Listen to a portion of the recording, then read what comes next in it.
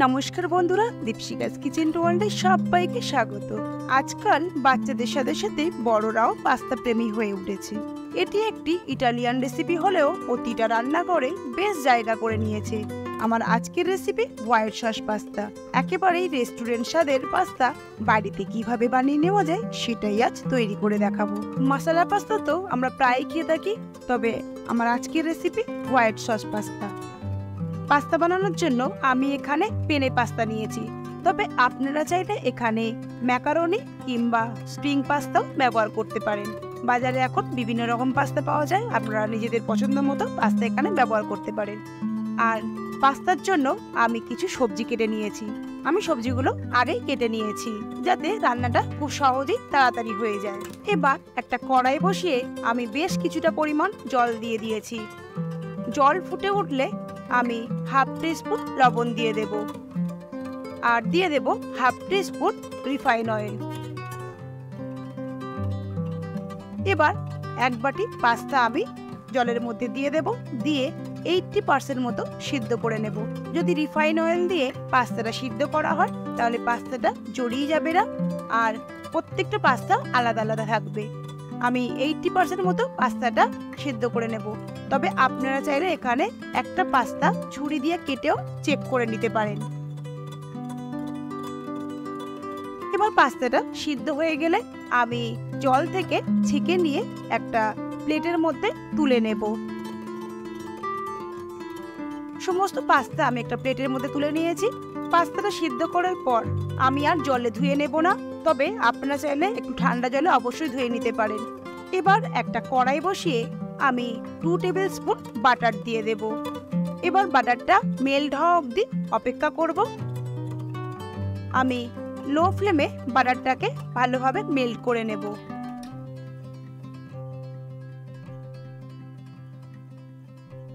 বাটারটা মেল্ট হয়ে গেলে আমি বাটারের মধ্যে 2 টেবিল স্পুন ময়দা দিয়ে দেব। যতটা বাটার নিয়েছি ঠিক ততটাই ময়দা এখানে আমাদের নিতে হবে। আমি 2 টেবিল স্পুন বাটারের জন্য 2 টেবিল স্পুনে ময়দা ব্যবহার করেছি। এবার লো ফ্লেমেই আমি বাটার আর ময়দাটাকে খুব ভালোভাবে আস্তে আস্তে নাড়াচাড়া করে ভেজে নেব, যতক্ষণ না বাটার থেকে একটা সুন্দর গন্ধ বেরোয়। এবার আমি ওই ময়দা আর বাটারের মধ্যে অল্প অল্প করে দুধ মেশাতে থাকবো। একেবারেই দুধটা আমি মেশাবো না, আমি অল্প অল্প করে দুধ মিশিয়ে মিশিয়ে সুন্দর একটা সস তৈরি করে নেব। আমি এখানে ঈষৎ উষ্ণ দুধ ব্যবহার করেছি, তবে আপনারা চাইলে রুম টেম্পারেচারে থাকা দুধ ব্যবহার করতে পারেন। আমি এই সসটা তৈরি করার জন্য মোট 2 কাপ দুধ ব্যবহার করেছি।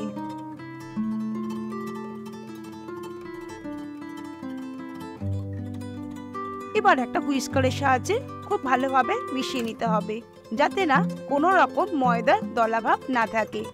একেবারে স্মুথ করে আমাদের এটাকে মিশিয়ে নিতে হবে।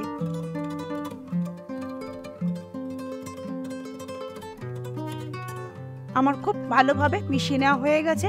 আমি একটা চামচের সাহায্যে দেখিয়ে দিচ্ছি। দেখুন কত সুন্দর স্মুথ আমাদের সসটা তৈরি হয়েছে, কোনো রকম দলাভাব কিন্তু নেই। আর ঠিক চামচের পিছনটা এরকম ভাবে দেখে নেবেন, সসটা কিন্তু খুব ভালোভাবে তৈরি হয়েছে। এবার আমি ওই সসের মধ্যে দিয়ে দেব 2 টেবিল স্পুন চিজ। চিজটা দিয়েও খুব ভালোভাবে মেল্ট করে নেব।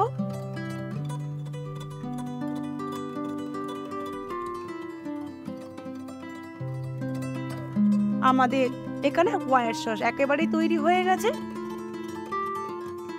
এবার আমি সসটাকে একটা সাইডে রেখে দেব। সসটা সাইডে রেখে দিয়ে আমি একটা প্যান বসিয়ে দেব।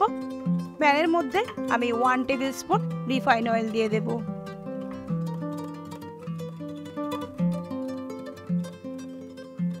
তেল ভালোভাবে গরম হয়ে গেলে আমি দিয়ে দেব 1 টেবিল স্পুন রসুন কুচি।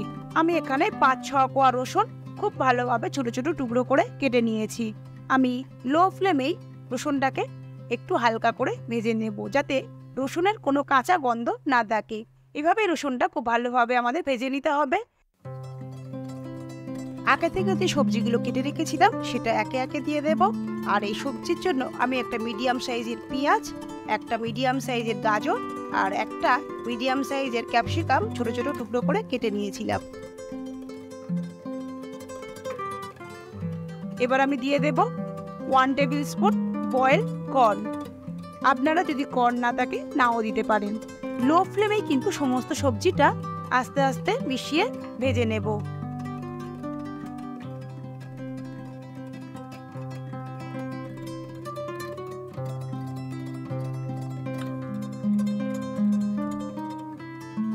এবার আমি স্বাদ অনুযায়ী লবণ দিয়ে সবজির সাথে মিশিয়ে নেব, যাতে সবজিটা খুব ভালোভাবে সিদ্ধ হয় আর সবজির মধ্যে লবণটা খুব ভালোভাবে মিশে যায়।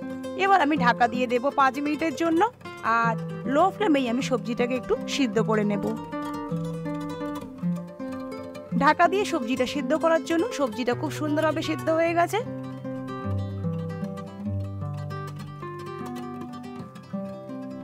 আমি যে হোয়াইট সসটা তৈরি করে রেখেছিলাম সেই হোয়াইট সসের মধ্যে আমি সিদ্ধ করে রাখা পাস্তাটা দিয়ে দেব।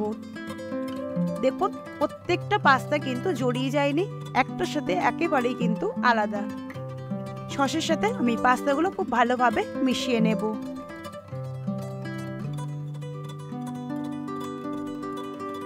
আমার সসের সাথে পাস্তাটা খুব ভালোভাবে মেশানো হয়ে গেছে। এবার আমি যে সবজিটা ভেজে রেখেছিলাম সেই সবজিটাও আমি পাস্তার মধ্যে দিয়ে দেব, আর সমস্ত রান্নাটাই আমি লো ফ্লেমে করব।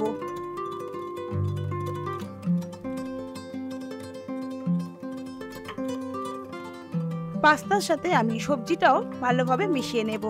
এই রান্নাটা আমি হাই ফ্লেমে করব না, তাহলে হাই ফ্লেমে করলে যে সসটা তৈরি করেছিলাম সেটা খুব তাড়াতাড়ি ঘন হয়ে যাবে। আর সসটা যদি খুব ঘন হয়ে যায় তাহলে আপনারা এখানে জল ব্যবহার করবেন না, অল্প অল্প দুধ দিয়ে সসটা একটু পাতলা করে নিতে পারেন।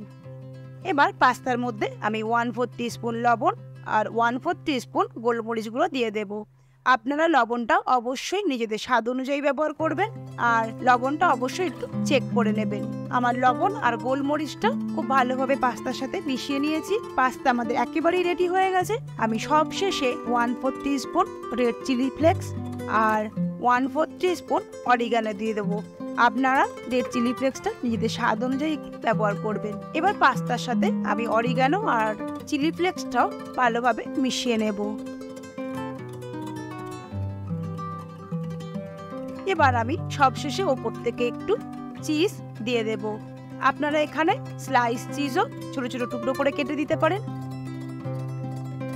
1 থেকে 1.5 মিনিটের জন্য লো ফ্লেমে ঢাকা দিয়ে রাখবো। তবে এখানে আপনারা কিউব চিজ কিন্তু ব্যবহার করবেন না, কিউব চিজ সহজেই মেল্ট হয় না। তাই আপনারা এখানে যে চিজ আমরা পিৎজাতে ব্যবহার করি সেই চিজটাই কিন্তু এখানে আপনারা অবশ্যই ব্যবহার করবে, যাতে চিজটা খুব সহজেই মেল্ট হয়ে যায়। পাস্তা আমাদের একেবারেই রেডি হয়ে গেছে। দেখুন চিজটা কিন্তু একেবারেই মেল্ট হয়ে গেছে। পাস্তাটা কত সুন্দর দেখতে হয়েছে। এবার এই গরম গরম হোয়াইট সস পাস্তা আমি সার্ভ করব।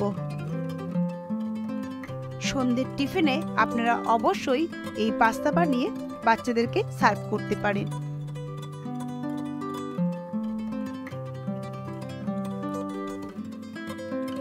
তাহলে খুব সহজেই বাড়িতে রেস্টুরেন্ট স্বাদের হোয়াইট সস পাস্তা আমরা বাড়িতেই বানিয়ে নিতে পারি। আমার আজকের রেসিপি আপনাদের কেমন লাগলো অবশ্যই কমেন্ট করে জানাবেন।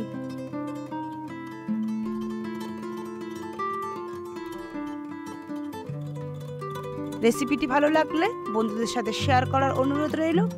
পরিবারের সাথে ভালো থাকবেন, সুস্থ থাকবেন। ধন্যবাদ।